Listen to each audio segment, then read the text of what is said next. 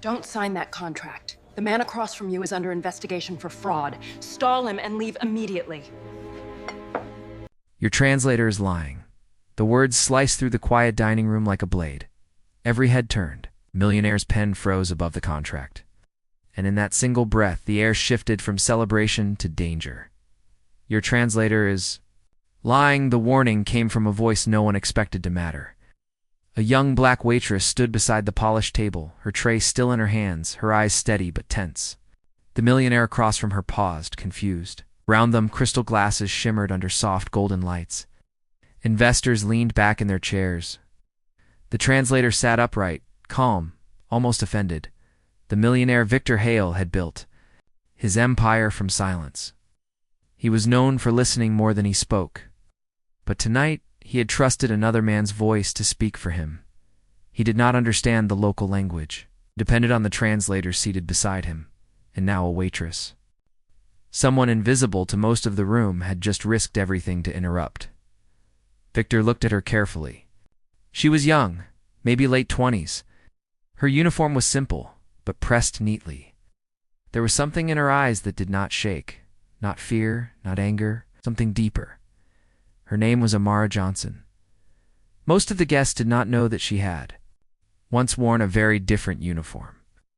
Years before she carried trays through quiet restaurants, she had worn boots heavy with desert dust. She had served as a military linguist overseas. She knew the weight of words. She knew how a single mistranslation could cost lives. She remembered the heat of the sun pressing down on armored vehicles, the smell of sand and fuel, the tight grip of her headset as voices crackled in two languages at once. She had learned quickly that language was not just about grammar. It was about truth, about intent, about the small shifts that changed promises into traps. One afternoon, years ago, she had caught a subtle lie in a local informant's translation. Her warning had saved her unit from walking into an ambush. But the mission that followed had not ended clean. An explosion. Smoke. Shouting. The memory still visited her in quiet hours. She carried invisible scars now. When she returned home, the world felt louder but less honest. She took the job at the restaurant because it was quiet, because it paid the bills, because she thought maybe she was done standing between danger and powerful men who refused to listen. But tonight felt familiar as Victor reviewed the contract. The translator summarized its key points in smooth, confident tones. He spoke of partnership, shared profit, mutual respect. The local investors nodded politely. But Amara, moving between tables, had heard the original words. The investors were not offering partnership. They were demanding control. The contract, as written in their language, would strip Victor of majority ownership within 6 months. Hidden clauses buried in polite phrasing would slowly push him out of his own company. The translator softened. Those clauses. He replaced harsh demands with gentle promises. Amara's hands trembled slightly as she set down a glass of water. She had told herself it was not her place. She needed this job. She needed stability. Speaking up could cost her everything. But silence, she had learned, could cost someone else even more. Victor looked at her again. He saw the quiet intensity in her posture. Not arrogance, not drama, just certainty. The translator cleared his throat and smiled thinly. He assured Victor that the waitress must have misunderstood. He said her language skills were likely basic at best. Laughter rippled softly around the table. Amara felt the familiar heat of being dismissed. It reminded her of briefings where her warnings had first been questioned because she was young, because she was a woman. She did not fit the image of authority. But she did not raise her voice. She simply stepped closer and repeated, calmly, that the contract included clauses transferring, controlling interest and profit priority away from Victor's company within the first year. She explained that the phrasing used was deliberately misleading when summarized. The room grew still. Victor's instincts, sharpened by decades of business battles, stirred awake. He had not survived boardrooms by ignoring discomfort, he asked. For the original contract, he requested that it be read aloud word for word. The translator hesitated. That hesitation was small, almost invisible. But Victor noticed. Amara stepped back, returning to her station. She did not demand attention. She did not argue. She had said what needed to be said. Inside, her heart pounded the way it had before patrols. She knew that powerful people did not like being challenged, especially by those they overlooked. She could lose her job by the end of the night. But she also remembered something her commanding officer once told her after that saved mission. Courage is quiet. It does not shout, stands where it must, and waits. The contract was read again. This time slowly. This time carefully. Another staff member, older and fluent in both languages, was asked to confirm the meaning. As the words unfolded without distortion, the truth surfaced. The clauses were not equal. They were strategic. They favored the local investors almost entirely. Victor's jaw tightened. Investors shifted in their seats. Translator's confidence began to crack. The room's energy changed from celebration to exposure. Victor did not yell.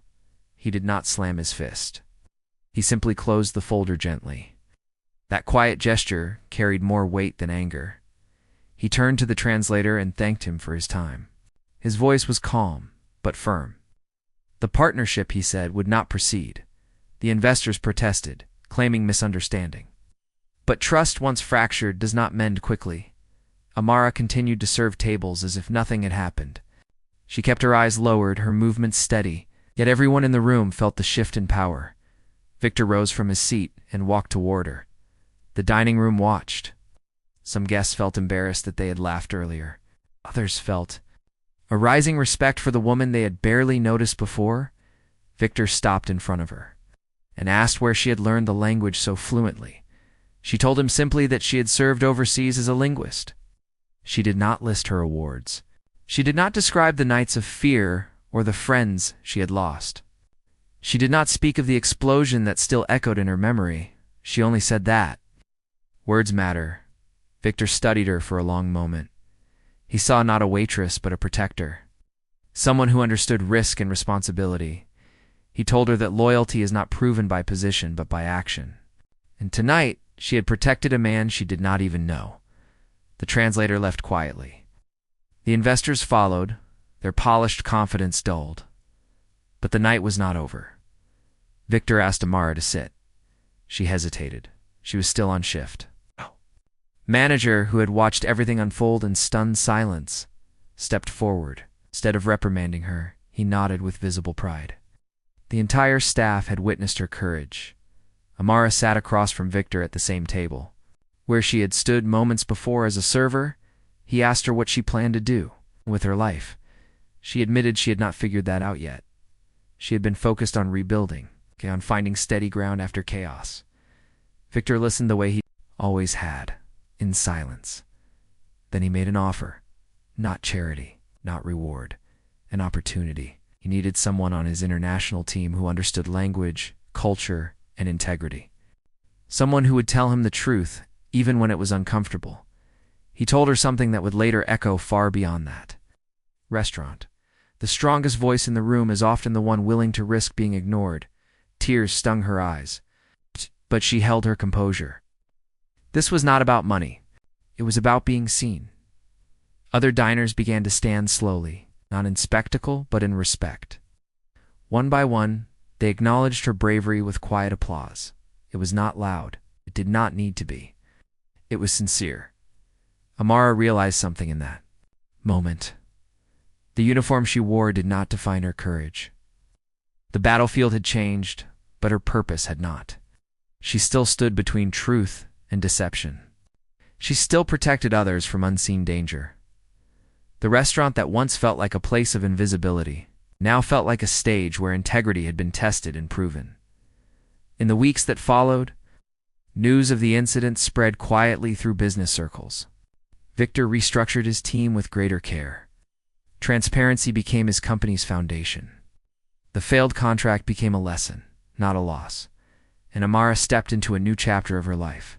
Not because she had shouted, not because she had demanded recognition, but because she had spoken when silence would have been easier. She carried with her a belief, shaped by desert heat and quiet dining rooms alike. Honor does not need an audience. It only needs a moment of choice. The moral tension of that night lingered long after the lights dimmed. Guests who had witnessed it found themselves thinking differently about the people who served them, about the quiet strength that often stands. Unnoticed beside them, respect they learned is not about status. It is about character revealed under pressure. And sometimes the hero in the room is not the one signing the contract, but the one brave enough to stop it. If this story moved you, share where you are watching from. Let us know in the comments what you would have done in that moment. Because every day, somewhere, someone quiet is choosing courage over comfort. Subscribe for more stories that honor the silent heroes among us.